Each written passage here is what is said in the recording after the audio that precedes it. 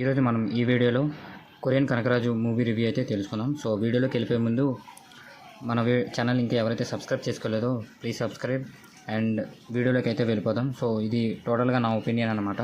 So movie చూసాక ఎలా అనిపించిందంటే ఇట్స్ ఓకే ఫిల్మ్ అనమాట. సో ప్లాట్ విషయానికి వచ్చేస్తే అందరికీ తెలిసిందే, ఆల్రెడీ ట్రైలర్లో మనకైతే రివీల్ చేసేసారు.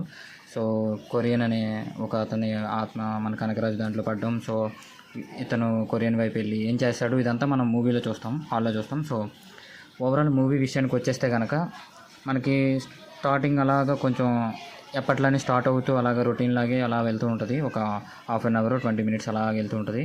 తర్వాత ఎప్పుడైతే మనకి కొరియన్ అనే ఆత్మ మన కనకరాజుల దాంట్లోకి ఎప్పుడైతే పడుతుందో కొంచెం ఇంట్రెస్టింగ్ ఉంటుంది. దాని తర్వాత స్ప్లిట్ పర్సనాలిటీస్ ఉంటాయి కదా, సో చిన్న చిన్న సీన్స్ అవి కూడా బాగానే వర్కౌట్ అయ్యాయి. మెయిన్లీ మూవీ మొత్తం మీద సత్య గారు అనమాట మెయిన్ ఫోకస్. మొత్తం సినిమా మొత్తం నడిచింది అంటే సత్య గారి వల్ల. తర్వాత వరుణ్ తేజ్ గారు ఈ స్క్రిప్ట్ సెలెక్షన్ అనేది అస్సలు నచ్చలేదు. అంటే ఎందుకంటే సినిమా మొత్తం మీద స్టోరీ బాగానే ఉంది, అక్కడక్కడ మనకి బాగానే ఎగ్జిక్యూట్ చేశారు, కానీ ఎక్కడో దెబ్బేసింది మనకి. సినిమా అనేది అసలు ఎక్కదు అనమాట. ఫస్ట్ ఆఫ్ ఆల్ ఎక్కిన ఈ సినిమా కూడా అంటే మనకి పాత సినిమాలాగే అలా తీసుకెళ్తూ ఉన్నట్టు ఉంటుంది.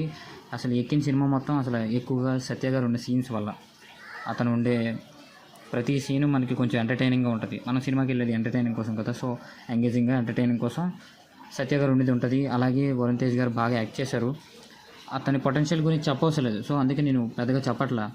అతను చేయాల్సినవన్నీ చేస్తారు, హార్డ్ వర్కింగ్ అన్నీ చేస్తారు, కానీ స్క్రిప్ట్ సెలెక్షన్ దగ్గర దెబ్బేసింది. So execution, direction, scripting, writing మొత్తం పటాస్ అయిపోయాయి. సో ఓవరాల్ మూవీ వచ్చేస్తే కనుక 1 time వాచ్, నాకైతే అలా అనిపించింది. సో ఇంకా ఎవరైతే చూడలేదో చూస్తే చూడండి, బికాజ్ ఆఫ్ సత్య గారి comedy. And that's all for this video. మనం నెక్స్ట్ వీడియోలో కలుద్దాం. జై హింద్. నేను ఈ మూవీకి ఇచ్చే రేటింగ్ 2.5 అరౌండ్